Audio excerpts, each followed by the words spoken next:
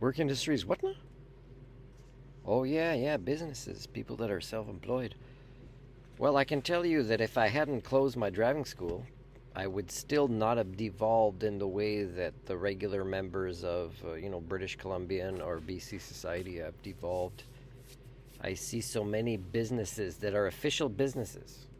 I mean, sometimes they're franchises. I don't know if the franchises know about this, but they they only want to serve their friends now, or they only want to work on something that is the path of least resistance. So masseuse, I'm not asking for a girlfriend who will give me masseuse for free, although I'll massage her for free.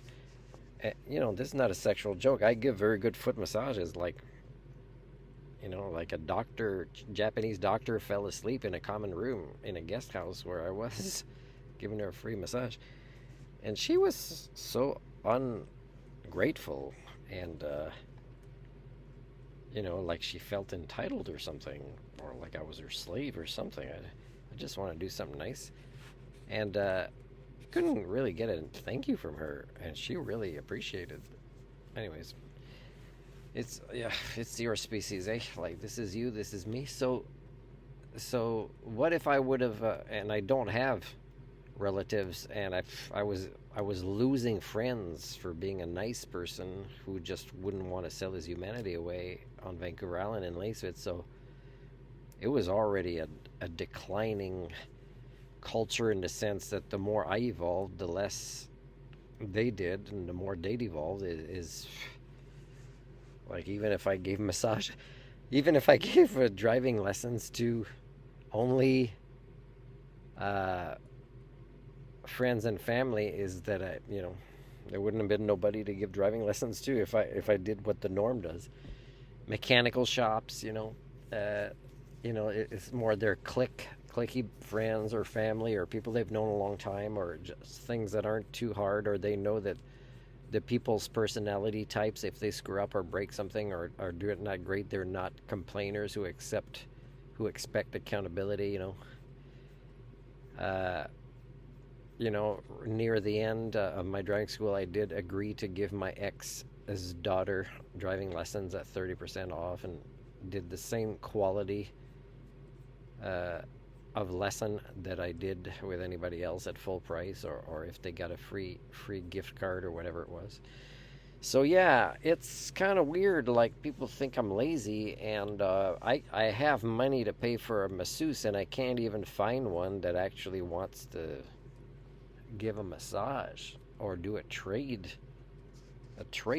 and the last couple of ones is they want to do a trade where their hourly rate is I'd have to, let's say, tutor their kid 4 hours to get an hour massage, except they won't probably give the full hour, and they'll justify it in some way. So I don't know what to tell you guys, but I don't even think I can be friends with somebody that has a job. Like it seems they might not be a trustworthy person if they get a paycheck, if they're self employed, if they have too much freedom but not enough oversight. You know what I mean? Like nobody protects people from human rights violations in Canada or British Columbia. And you can start 10 different provincial departments on human rights, and I tell you, the people you'll put in there to work, they're the norm. So they will violate your human rights. There is no such thing as warranties or people who actually are certified to do something who actually do it.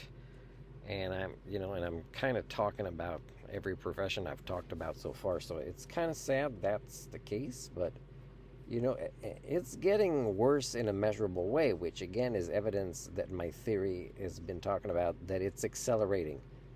The people that are in denial now are kind of like in Harry Seldon talking to the government when they invited him, say, hey, you're talking about things and it's making people worried, and now it's a self-fulfilling prophecy. Oh yeah, I have superpowers to devolve you as a human being, when it's actually your intellectual laziness that chooses this. You choose to kind of have such low standards. You've been so comfortable for a long time. Like one of the people that was commenting about flooding becoming more and more common and how it's silly to rebuild there, and even when politicians and governments promise, they just don't end up doing it. Is that our societies all around the world, even really older cultures, they are in patterns, or they were structured, their foundation, their lifestyle, their proto-societies. And you can tell this is a proto-society because it'll just rebuild in a place that's going to flood again. It's ridiculous.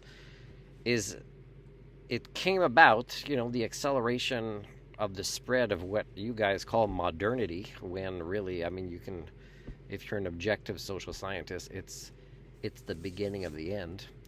And again, I talked to Sabine. I don't know if the comment is still there. I'll look again to see if it got deleted. And I don't know if it's her or her team or Facebook that's doing it. It's pretty smart what I wrote. I've actually given her hints on things to look into to get more of an answer. But again, it could be the smartest people in the world, but I got to guide them through one little schema at a time to get the big picture of the human condition. So yeah, so I don't know what to tell you guys, but it's kind of the end of things, because you'll keep kind of not changing anything, and you'll think that makes you somehow resilient when it makes you developmentally disabled. Your accelerated proto-civilizations appeared because there was a stability in the climate. And now even people that say they believe in the Anthropocene or climate emergency, they'll still say, oh, when you rebuild there, just, put the houses higher, or change the flooding kind of system in the urban areas, or rural areas. You still won't be able to grow food there, and you still won't be able to have roads that don't need repairs every month. It's really like, man, the frog jumped out of the boiling water a long time ago. You guys are still there, and there's just nothing you can do.